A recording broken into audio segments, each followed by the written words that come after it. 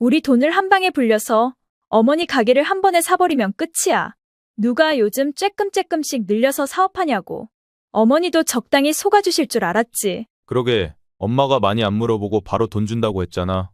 조금 찔리긴 하지만 그래도 이혼 얘기가 제일 세기는 하지. 어머니 입장에서야 아들네가 생활고 때문에 이혼한다고 하는데 믿어주실 수밖에 없지. 좀 죄송하긴 하지만 어쩔 수 없었어 나도. 안 그래? 며느리의 말에 정씨는 순간 심장이 덜컥 내려앉았습니다.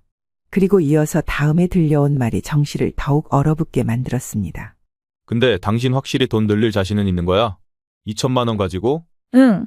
가상화폐 다시 오르고 있잖아. 내가 그때 제대로 했으면 벌써 몇 배는 됐어.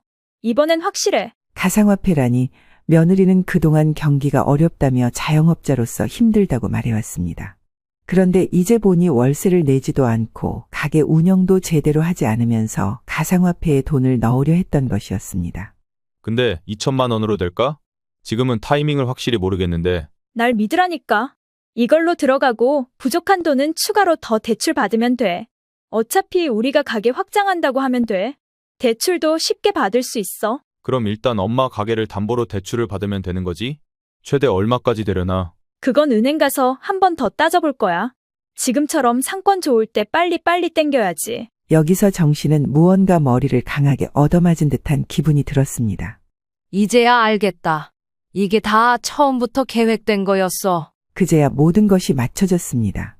며느리는 처음부터 경제적으로 어려운 척하며 돈을 빌리려 했습니다. 가게 월세를 내야 한다는 말도 거짓이었고 가게를 확장하려던 것도 결국 시어머니인 정씨의 가게까지 손에 넣기 위한 과정이었던 것입니다.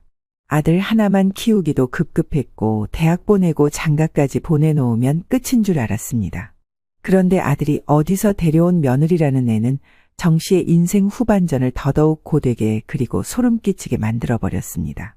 정윤자 씨는 올해 68세로 평생을 일하며 가족을 위해 살아온 사람이었습니다. 젊었을 때부터 작은 가게를 운영하며 혼자 아들을 키워왔습니다. 남편 없이 혼자 벌고 혼자 먹이고 혼자 교육시키면서 아들을 어엿한 사회인으로 키우는 것이 목표였습니다. 하지만 그 과정이 순탄치만은 않았습니다. 정 씨는 남편 없이 아들을 키우면서 하루하루를 전쟁처럼 살았습니다. 남들이야 맞벌이를 하며 아이를 키우는 것도 힘들다 하지만 혼자서 아이를 먹여 살리는 것은 차원이 다른 일이었습니다. 가게 문을 열고 닫는 것부터 장사에 필요한 물건을 떼오는 일, 손님을 상대하는 일까지 모두 혼자 해야 했습니다. 아들이 어릴 때는 장사하는 틈틈이 아이를 돌봐야 했고 초등학교에 들어간 후에도 학교가 끝나면 곧바로 가게로 데려와 숙제를 시키곤 했습니다. 하지만 아들은 어릴 때부터 크고 작은 사고를 치는 일이 많았습니다. 친구들과 하루가 멀다 하고 싸웠고 숙제를 제대로 해간 적이 드물었습니다. 하루는 담임 선생님이 학교로 불러 아들이 수업 시간에 집중하지 못하고 자꾸 장난을 친다고 하소연했습니다. 그날 집으로 돌아와 아들에게 타이르듯 말했습니다. 제발 좀 진지하게 공부해봐. 아니, 숙제만이라도 제때 해야지 너는. 성적은 늘 중간 이하였고 학년이 올라가면서 성적이 오르기는커녕 점점 더 떨어졌습니다.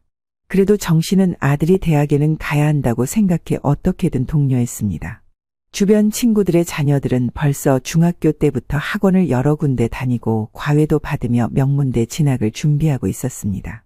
설득 끝에 겨우겨우 지방사립대에 입학했으나 졸업 후에도 취직을 하지 못하고 여기저기 떠돌며 이것저것 아르바이트만 전전했습니다. 정 씨는 속이 타들어갔습니다. 그동안 정 씨는 가게를 운영하며 어떻게든 생활비를 벌어야 했습니다. 정 씨의 가게는 작은 잡화점이었습니다. 처음에는 조그마한 구멍가게 수준이었지만 꾸준히 운영하면서 단골 손님이 늘었고 조금씩 자리를 잡아갔습니다. 새벽마다 시장에 가서 물건을 떼오고 손님이 뜸한 시간에도 가게를 닫지 않았습니다. 가게를 운영하면서도 한시도 쉬지 않았고 어떻게든 아들이 취직할 때까지만 버티자는 마음뿐이었습니다. 그러다 마침내 아들이 취업했다는 소식을 들었을 때 정 씨는 눈물이 날 정도로 기뻤습니다. 엄마, 나 이제 회사 다녀. 아들이 밝은 얼굴로 말했을 때 정 씨는 그동안의 고생이 조금은 보상받는 느낌이었습니다. 드디어 이 아이가 자리 잡았구나. 이제 나도 조금은 마음을 놓아도 되겠구나 싶었습니다. 회사도 나쁘지 않았습니다. 중견기업이었고 월급도 안정적으로 나왔습니다. 정 씨는 비로소 안도할 수 있었습니다. 아들이 정규직으로 근무한 지 3년쯤 되었을 때 결혼을 하겠다는 이야기를 들었습니다. 처음에는 걱정이 앞섰습니다. 이제 막자리 잡았는데 과연 결혼 생활을 잘할 수 있을까 싶었습니다. 하지만 며느리를 만나본 후 생각이 조금 바뀌었습니다. 며느리는 미용실을 운영하는 사람이었습니다. 전문적인 기술을 가졌다는 점에서 정 씨는 어느 정도 믿음이 갔습니다. 그래도 자기 기술로 돈을 버는 사람이니 아들 내외가 맞벌이하면서 안정적으로 살겠구나 하는 안도감이 들었습니다. 어머니, 머리 하실 때 미용실로 오세요. 제가 잘해드릴게요. 며느리는 싹싹하고 예의도 바른 사람이었습니다. 처음에는 가게에도 자주 들르고 정 씨의 머리를 직접 손질해 주기도 했습니다. 명절에도 빠지지 않고 인사를 하러 왔고 큰 소리 한 번 내는 일 없이 부드러운 성격이었습니다. 야, 사장님한테는 미용실 하는 며느리 있어서 좋겠어요. 머리할 때마다 편하시겠네요. 주변에서는 모두들 이렇게 부러워했습니다. 하지만 시간이 지나면서 정 씨는 며느리의 생활 패턴이 조금 이상하다고 느끼기 시작했습니다. 어머니, 요즘 경기가 안 좋아서 가게 운영이 힘드네요. 며느리는 종종 그렇게 말했습니다. 그 말이 처음에는 크게 신경 쓰이지 않았습니다. 자영업은 원래 기복이 심한 법이니까 그런가 보다 했습니다. 하지만 이상한 것은 미용실이 텅 비어 있는 날이 많았다는 점이었습니다. 한 번은 지나가다가 문이 닫혀 있어서 전화해 본 적이 있었습니다. 얘, 오늘은 가게 안 해? 예약제로 받다 보니까 비는 시간이 많아요. 손님이 없을 때는 잠깐 나갔다 오기도 하고요. 그 말을 듣고 정 씨는 조금 이상하다는 느낌이 들었습니다. 예약제라면 오히려 효율적으로 운영할 수 있어야 하는데 왜 늘 돈이 부족하다는 말을 하는 걸까?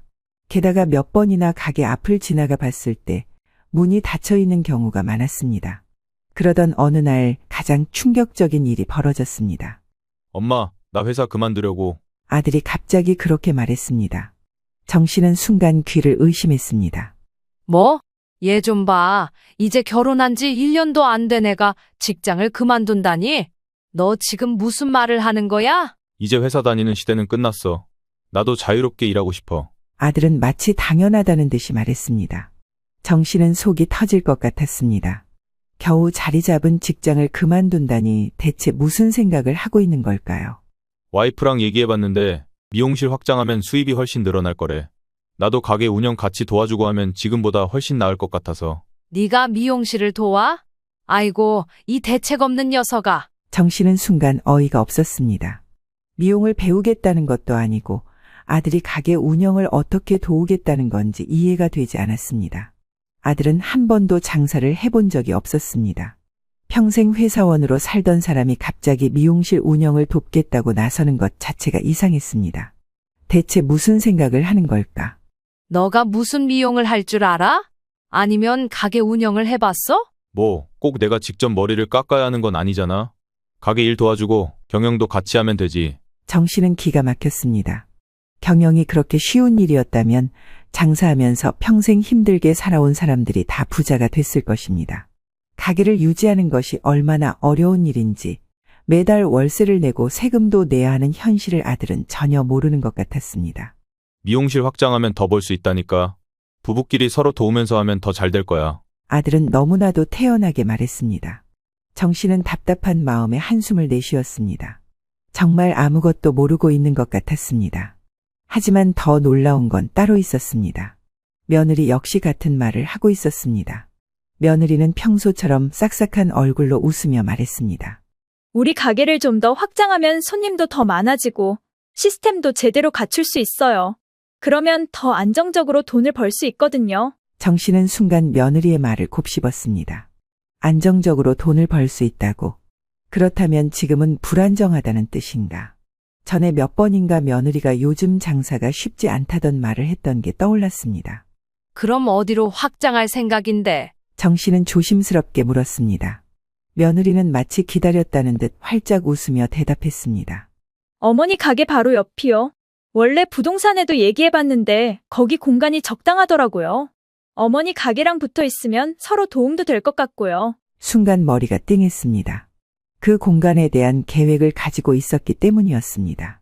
가게 규모를 조금 넓히면 더 많은 상품을 들여놓고 매출을 늘릴 수 있을 거라고 생각하고 있었습니다. 그런데 며느리가 그곳을 자기 미용실로 만들겠다고 말하는 것이었습니다.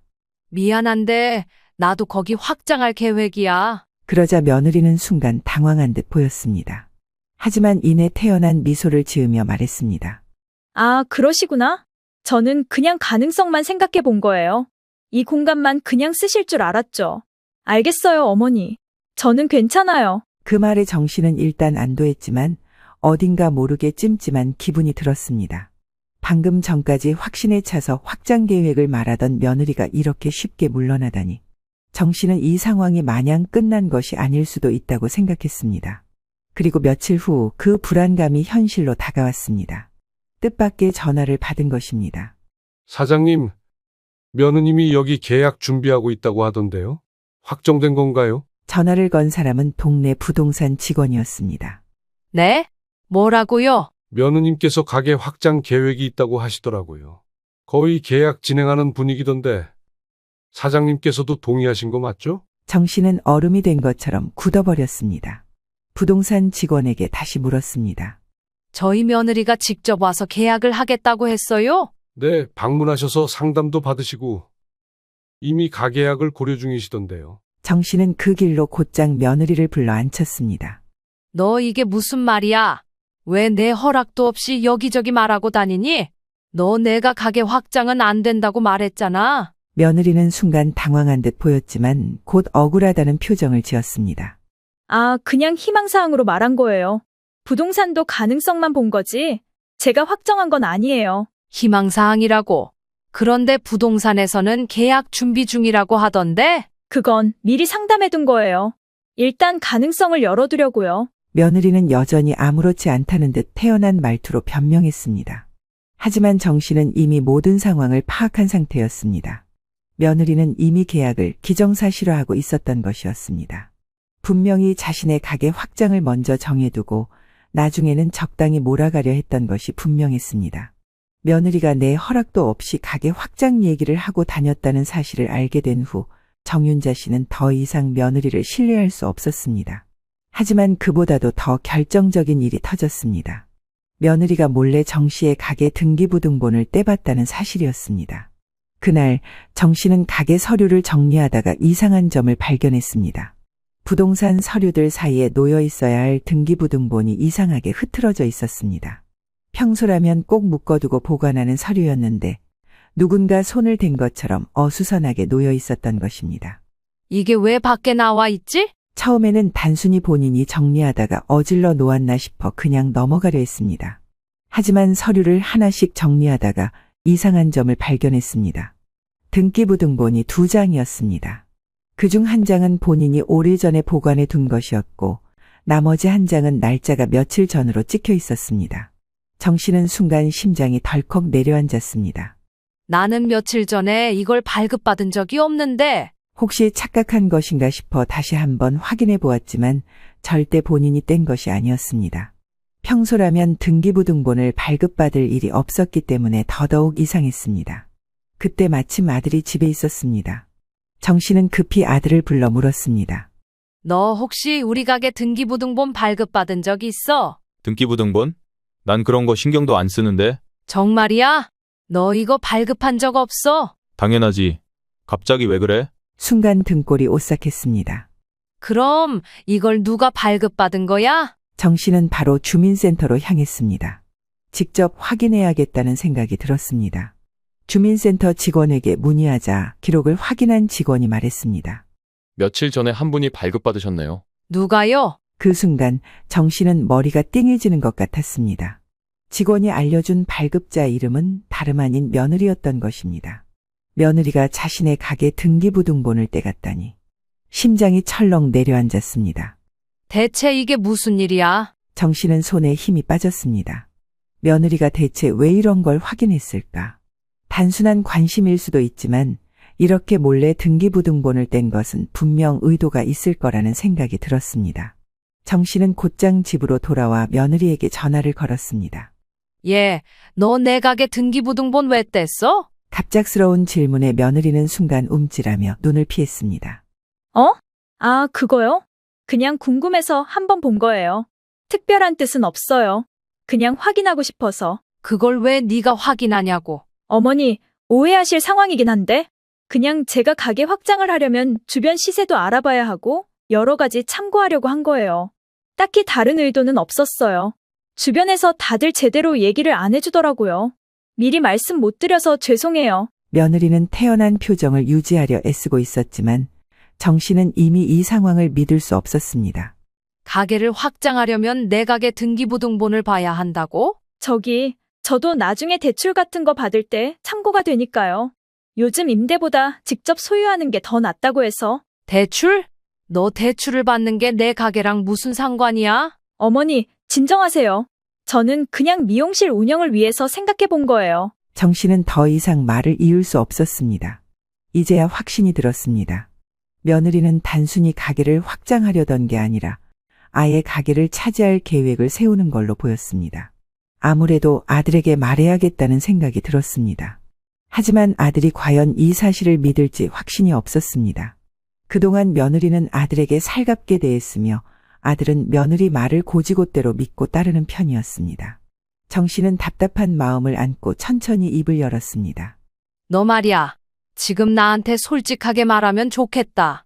너 정말로 이거 단순히 참고하려고 한 거야? 어머니, 당연하죠. 설마 제가 어머니 가게를 어떻게 하겠어요? 다른 뜻은 진짜 없어요. 하지만 그 말을 들으면서도 정 씨는 확신했습니다. 며느리는 이미 계획을 세우고 있었던 것입니다. 그날 밤 정 씨는 한숨도 잠들지 못했습니다. 그러던 차 며느리가 또다시 연락을 해왔습니다. 어머니, 단둘이 좀 볼 수 있을까요? 어쩐지 싫은 기분이 들었지만 어떤 얘기를 하려는지 들어보려고 나갔습니다. 그리고 며느리는 예상도 못한 말을 꺼냈습니다. 우선 며느리는 깊은 한숨을 내쉬며 잠시 망설이는 듯했습니다. 어머니, 솔직히 말씀드릴게요. 저 가게를 옮기려고 했던 게 사실 월세가 너무 많이 밀려서였어요. 뭐? 가게가 잘 되는 편 아니었어? 며느리는 당황한 기색이었지만 이내 작은 목소리로 변명하듯 말했습니다. 그게 남편 생활비를 대느라 여기 수입을 다 갖다 쓰니까요. 이제 정말 한계가 왔어요. 월세가 2천만 원이나 밀렸고 건물주가 당장 나가라고 해요. 정 씨는 어안이 벙벙했습니다. 처음부터 대출이 많다고 했던 며느리였지만 이렇게까지 어려운 상황일 줄은 예상하지 못했습니다. 매번 예약제로 운영하니까 돈이 일정치 않다는 말을 하긴 했어도 손님이 꾸준히 있었던 것으로 알고 있었습니다. 그런데도 2천만 원이라는 거액이 밀렸다는 사실은 도저히 이해가 되지 않았습니다. 월세가 그렇게나 밀렸다고. 네, 건물주가 더 이상 기다려줄 수 없다고 하시더라고요. 이제 기간도 얼마 안 남았고 기한 안에 정리하고 나가야 해요. 며느리는 두 손으로 얼굴을 감싸쥐며 흐느끼기 시작했습니다. 이제 어떻게 해야 할지 모르겠어요. 남편은 일도 안 하고 있고 이렇게 살면 저는 못 버틸 것 같아요. 남편도 대책도 없고 자꾸 미래의 청사진 같은 소리만 하고 있고요. 그래서 어머니께 솔직하게 말씀드리는 거예요. 제발 좀 도와주세요. 정 씨는 며느리를 물끄러미 바라봤습니다.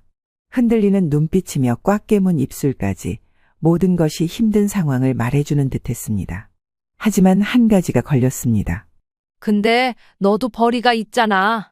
아무리 생활비를 대고 있었다고 해도 월세가 그렇게까지 밀릴 정도면 그동안 번 돈은 다 어디에 쓴 거야? 그게 갑자기 지출이 많아져서요. 남편도 직장 그만두고 집에서만 있다 보니 생활비가 감당이 안 됐어요. 제가 버는 돈으로는 카드값도 못 내겠더라고요. 그래서 계속 미루다 보니 이렇게까지 됐어요. 정 씨는 속이 부글부글 끓어올랐습니다. 아들이 집에서 놀면서 생활비는 며느리가 대고 있었다니. 처음에는 잠깐 쉬면서 더 좋은 직장을 알아보겠다더니 결국은 이 지경까지 흘러왔던 것이었습니다.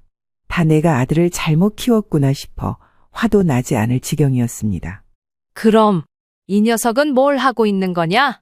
나한테는 대책이 있는 것처럼 말했는데. 며느리는 얼굴을 찡그리며 한숨을 쉬었습니다. 저한테도 그렇게 말했죠.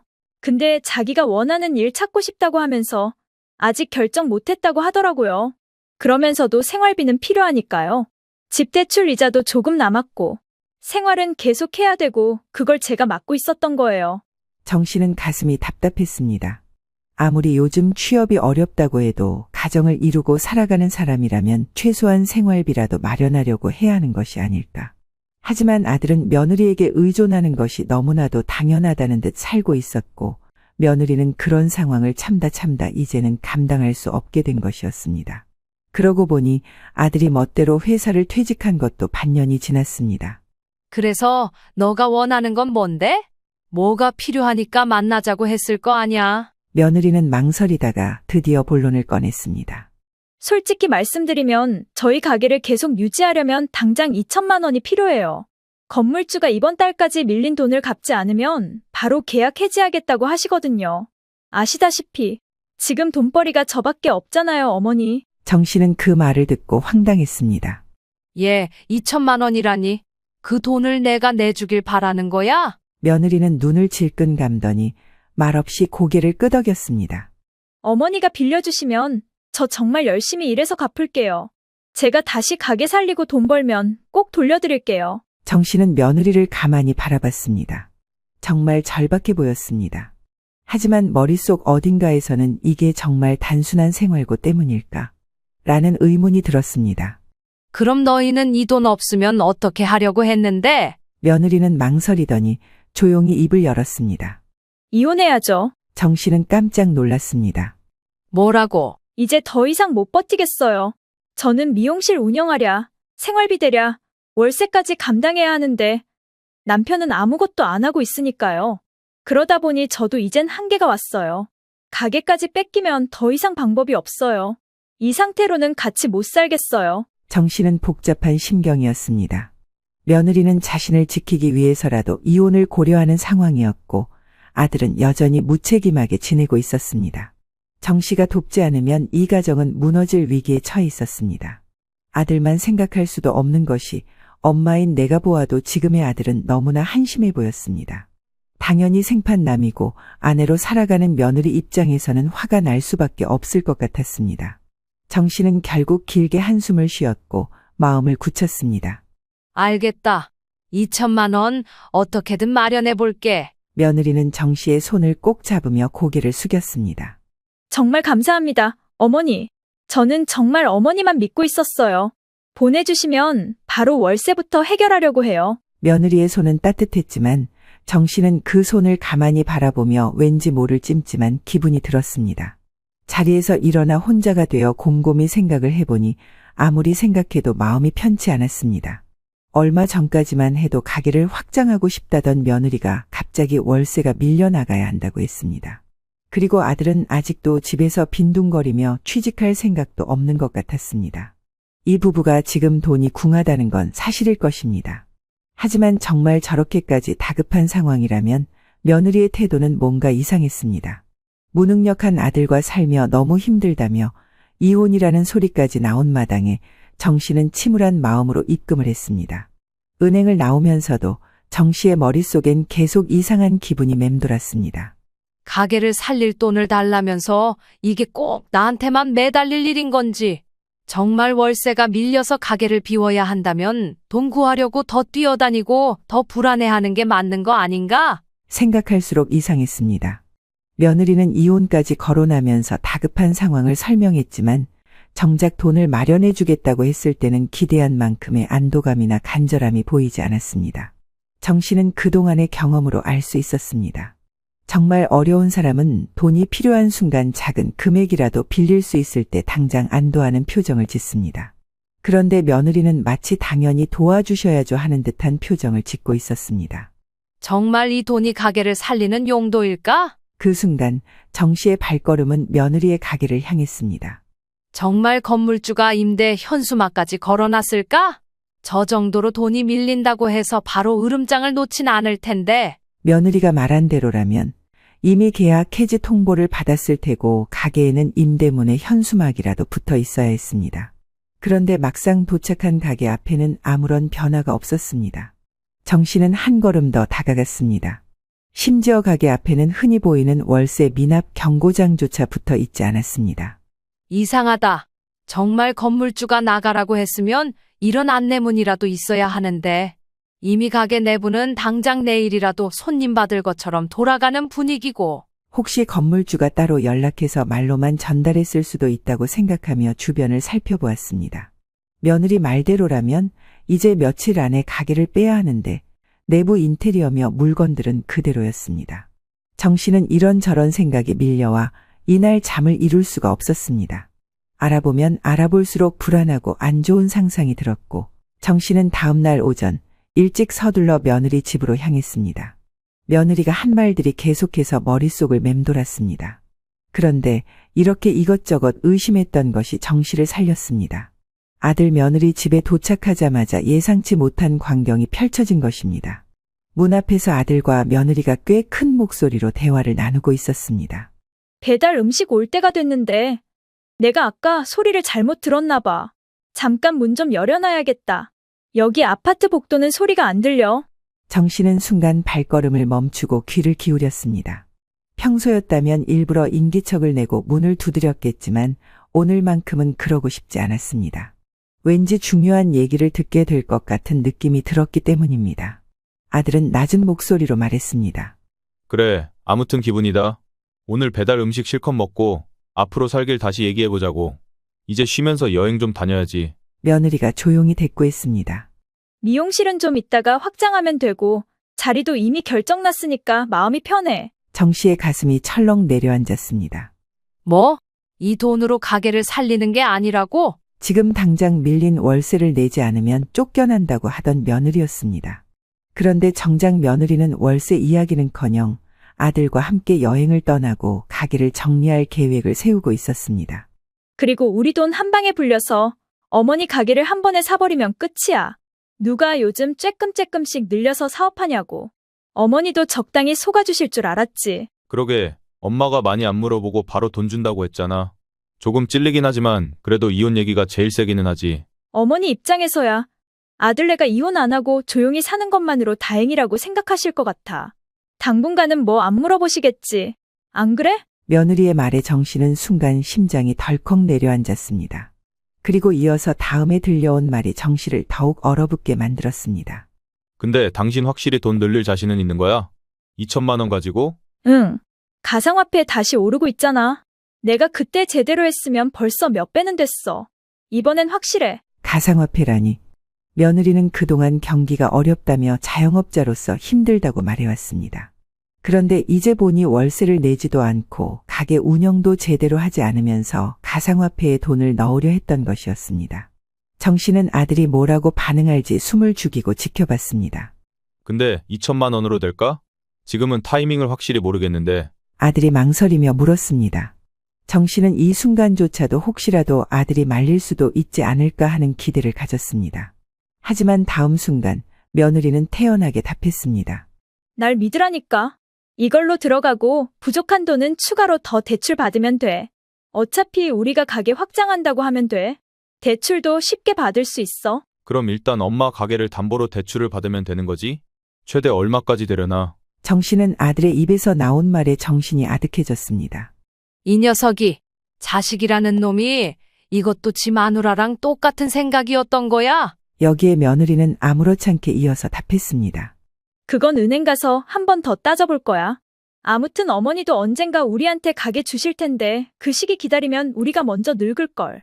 지금처럼 상권 좋을 때 빨리빨리 땡겨야지. 여기서 정 씨는 무언가 머리를 강하게 얻어맞은 듯한 기분이 들었습니다. 이제야 알겠다. 이게 다 처음부터 계획된 거였어. 며느리는 처음부터 가게를 확장하는 척하면서 2천만 원을 투자금으로 삼아 주식이나 가상화폐 같은 위험한 투자에 넣으려고 했던 것이었습니다. 그리고 그 돈을 불려서 가게를 통째로 인수하려는 계획이었던 것입니다. 그제야 모든 것이 맞춰졌습니다. 며느리는 처음부터 경제적으로 어려운 척하며 돈을 빌리려 했습니다. 가게 월세를 내야 한다는 말도 거짓이었고 가게를 확장하려던 것도 결국은 정 씨의 가게까지 손에 넣기 위한 과정이었던 것입니다. 어느 정도 파악이 된 상태에서 정 씨는 더 이상 멍청이 서서 들을 수 없었습니다. 손을 부들부들 떨며 현관문을 3개 밀어 열었습니다. 그러자 아들과 며느리가 깜짝 놀라 고개를 돌렸습니다. 두 사람의 얼굴은 순간적으로 굳었고 며느리는 당황한 기색을 감추지 못한 채 어색하게 웃었습니다. 엄마, 여기 어떡해? 언제부터? 여기 계셨어? 아들이 더듬거리며 말했습니다. 정 씨는 그 말에 대꾸도 하지 않고 현관문이 떨어져 나가도록 세게 문을 닫았습니다. 이맘때쯤 뒤늦게 온 배달기사가 놀라서 음식만 두고 얼른 뒷걸음질 쳐 나갈 정도였습니다. 니네 지금 떠들던 소리가 다 뭐냐? 며느리 너 나한테 돈 받아서 가게 살린다며? 근데 지금 뭐? 어디에 투자해서 불린다고? 아, 어머니. 그건 그냥 남편이랑 미래 계획을 이야기한 거예요. 너무 과하게 받아들이시는 것 같은데? 그보다 언제 오신 거예요? 너 나 갖고 장난하냐? 내가 뭘 과하게 받아들여? 정 씨는 손을 꼭 쥐며 이를 악물었습니다. 그리고 오는 내내 궁금했던 것 반드시 확인해 보겠다고 맘먹었던 것을 물었습니다. 그래서 월세는 한 번에 낸 거지? 며느리는 순간 움찔하더니 억지로 미소를 지으며 대꾸했습니다. 네? 네. 보내주신 거 확인했고. 냈어요. 그래, 나를 찾아와서까지 안달했으니 바로 건물주한테 보냈겠지. 그럼 이체한 내역 좀 보자. 네? 뭘 갑자기 보시자는 거예요? 통장을요? 그래, 한 번에 일시불로 이체한 내역 좀 보고 싶어서 그래. 못 보여줄 거 없잖아. 네가 받자마자 내겠다고 하지 않았어? 냈다며? 그런데 며느리는 눈에 띄게 당황한 눈치였고 정 씨는 곧장 고개를 돌려 아들을 봤습니다. 네가 확인해? 네 마누라가 왜 눈앞에서 확인을 못하고 저러고 있는지 난 모르겠다. 아들은 심각한 상황임을 깨달았는지 조심스럽게 휴대폰을 꺼내 통장을 확인했습니다. 엄마가 여기 입금해 준 거라고? 2천만 원을? 없는데? 정 씨는 아들의 반응을 보고 직감적으로 알았습니다. 여기 오기 전에 입금해줬던 2천만 원이 통장 잔액에 안 보인다는 것은 며느리가 재빠르게 어딘가에 사용했다는 뜻이겠죠. 그래, 아주 기가 막히게 니네 그 가상화폐인지 뭔지 투자하는데 쓴 거 맞지? 가게 월세 내고 그런 게 아니잖아? 아들은 머리를 감싸쥐며 멍한 표정을 지었습니다. 잠깐만. 받자마자 바로 넣은 거야? 근데 그럼 나도 내역 좀 보여줘봐. 그렇게 아들은 곧장 며느리의 핸드폰으로 투자 내역을 체크했고 얼굴이 굳었습니다. 며느리 역시 열어보고 표정이 좋지 않았습니다. 정 씨는 한숨을 내쉬며 아들의 핸드폰을 낚아채듯 빼앗아 잔액을 확인했습니다. 남은 돈 17만 원이라니? 기가 막히다. 왜 이 숫자만 보이는 거야? 훨씬 동그라미가 많아야 하는 거 아니야? 17만 원 남은 거 맞지? 순간 아들은 눈앞이 핑 돌았고 곧장 며느리에게 따져 물었습니다. 너 이 돈 이미 다 투자한 거야? 나누지도 않고 그냥 바로 통으로 다 넣었어? 뭐? 그럴 리가 없는데. 어제 분명히 조금씩 오르고 있었는데. 이리 줘봐. 오늘 아침만 해도 이렇지 않았어. 며느리도 이 상황은 계산을 못했던 것인지 넋이 나가 있었습니다. 야, 대답해. 이거, 아니, 나는 무슨 대책이라도 있는 줄 알았는데 그냥 이렇게 돈을 지우개로 지우듯이 다 날려버리는 게 어딨냐? 이게 뭐냐고? 옆에서 지켜보던 정 씨는 더 이상 참을 수 없었습니다. 그러자 며느리는 다시 말을 바꾸기 시작했습니다. 어머니 일단은 저도 지금 너무 혼란스러워서 나중에 설명드릴게요. 뭐? 내 돈 빌려가서 이렇게 흥청망청 쓰고 없애놓고서? 볼 일 없으니까 나가라고? 그런 말이 아니라고요. 정 씨는 며느리를 노려보았습니다. 너 이 돈도 돈이고 여기 투자한 것도 모자라. 내 가게까지 담보 대출 받는다고 짓거렸지. 이거 진짜 무서운 것들이네. 가게 얘기는 언젠가는 어머니가 이 사람 물려주실 거고 말 맞다나 저희가 시기 좋게 잘 꾸려서 하면 좋잖아요? 이왕이면 빨리 자리를 잡는 게 낫다고 생각했어요.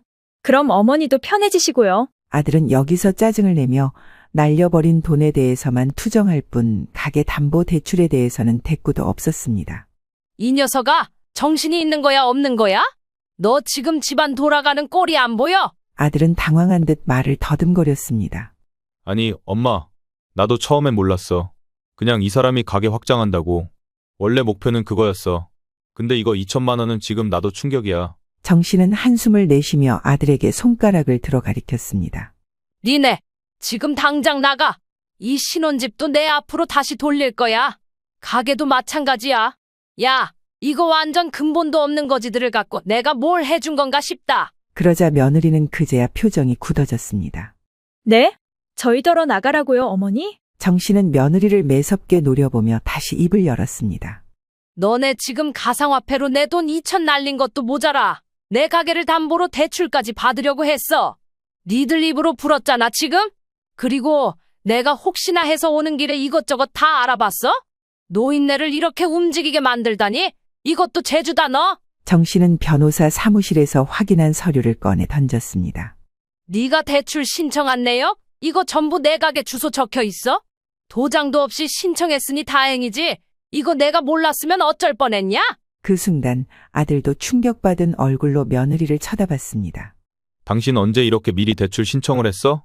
앞으로 고민해본다는 게 아니고 이미 한 거야. 아, 자기야. 그게 아니라 그러니까 그건 그냥 좀 더 쉽게 받으려고. 아까 말했잖아. 가게 확장시킬 거라고. 이제 정 씨는 더 이상 말이 필요 없었습니다. 너희랑 얼굴 맞대고 할 얘기는 끝났어. 이제 난 나간다. 정 씨는 조용히 문을 나섰습니다. 그리고 바로 변호사 사무실로 향했습니다. 이제 더 이상 이들을 가족으로 봐줄 이유가 없었습니다. 정 씨는 망설임 없이 변호사 사무실로 향했습니다. 아들이 결혼할 때 준비해준 전세 아파트며 정 씨의 가게 그리고 빌려준 돈까지 이제 다시 정 씨의 손으로 되찾아야 했습니다. 변호사 사무실에서 상황을 설명하자 가게와 집 명의를 다시 되찾을 수 있다고 했습니다. 이미 명의 이전 과정에서 대출을 막았고 법적으로 충분히 대응할 수 있는 단계였습니다. 정 씨는 더 이상 주저하지 않았고 곧장 3가지 법적 조치를 진행하기로 결심했습니다. 첫 번째는 집 명의를 다시 자신의 이름으로 변경하는 것이었습니다. 아들에게 증여한 집이었지만 법적으로 지급했던 증여 금액과 계약 내역을 근거로 반환 소송을 걸기로 했습니다. 아들이 직접 갚을 능력이 없는 상태에서 며느리까지 대출을 시도한 정황이 있다면 반환될 수 있다고 들었기 때문입니다. 두 번째는 가게의 소유권을 확실히 하는 것이었습니다. 며느리가 가게 확장을 핑계로 대출을 받으려 했다는 서류를 증거로 제출했고 이에 따라 가게 명의 보호 신청을 즉시 진행했습니다. 정 씨는 며느리의 대출 신청 내역을 보면서 가장 소름이 돋았습니다. 며느리가 직접 가게를 확장하겠다고 대출 신청을 했는데 그 서류에 정 씨 가게의 주소가 적혀 있었습니다. 만약 정 씨가 이 사실을 몰랐다면 대출금이 밀릴 경우 가게를 빼앗길 수도 있는 상황이었습니다. 정 씨는 서류를 보면서 속으로 생각했습니다. 이거 내가 몰랐으면 내 가게까지 날아갔겠네. 너무나도 뻔뻔하고 교묘한 방식이었습니다. 며느리는 자신이 직접 투자할 돈을 마련하기 위해 시어머니의 가게를 담보로 대출을 받으려 했던 것입니다. 세 번째는 며느리와 아들의 계좌 추적 및 변제 절차 착수였습니다. 이미 2천만 원이 가상화폐 투자로 날아갔다는 점을 증명하기 위해 변호사는 아들 부부의 계좌 거래 내역을 조회했습니다. 원래 가게 운영을 위해 지급된 것인데 무단으로 투자한 것은 불법적인 사용에 해당한다고 들었고 주저없이 이들에게 손해배상 청구를 걸기로 했습니다. 며칠 후 며느리와 아들은 황급히 정 씨를 찾아왔습니다. 어머니, 이거 좀 취소해 주세요. 우리 진짜 잘못했어요. 며느리는 눈물까지 보이며 매달렸습니다. 저희 이제 다시 일할게요. 미용실도 다시 살리고 가상화폐 같은 거 안 할게요. 제발요, 어머니. 그러나 정 씨는 차갑게 말했습니다. 웃기지 마. 그런 얘기하며 쫓아온 자체가 나를 모욕하는 거야. 꼴도 보기 싫으니 나가라. 어머니, 근데 정말 너무 많은 것들이 날라왔어요. 계좌 추적에 이것저것. 제가 2천만 원은 다시 갚는다고 했는데 이렇게까지 하셔야 해요? 나는 네가 애초에 계획하고 나한테 돈 빌려달라 하고 내 가게 당연히 넘본 것까지 용서 못해. 너는 처음부터 나를 등쳐먹으려고 했던 거야. 며느리는 이 말을 들은 순간부터 묘하게 표정이 변했고 아들은 그제야 현실을 깨달았는지 멍한 얼굴로 고개를 숙였습니다. 그러자 며느리는 빠르게 태도를 바꿨습니다. 당신 뭐해? 왜 가만히 있어? 빨리 옆에서 같이 빌기라도 해. 내가 그랬어? 당신이 다 저지른 일을 왜 내가 같이 눈치 보고 빌어야 하는데? 뭐야? 어이가 없네. 나는 누구 때문에 이렇게 독박을 뒤집었었는데 진짜 당신 같은 사람이랑 살겠다고 이렇게 노력한 내가 바보다.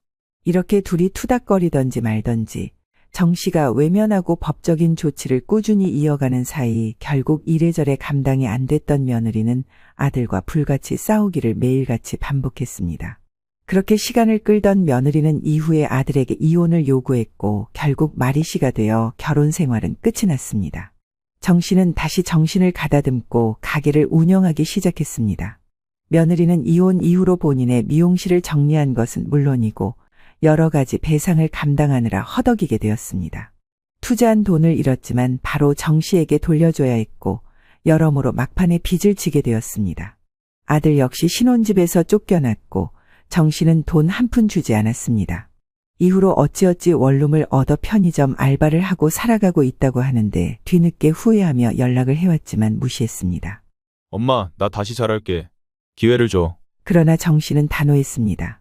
그런 기회는 이미 다 줬어. 정 씨는 더 이상 누구에게도 휘둘리지 않는 삶을 살기로 했습니다. 이만하면 아들이 30대 중반이 될 때까지 충분히 키웠고 그 뒷일은 아들이 책임져야 하는 법입니다. 그것을 끊임없이 되새기며 다시는 정에 흔들리지 않기로 마음먹었습니다. 그리고 궁극적으로 그것이 아들을 살리는 것임을 깊이 깨달았습니다.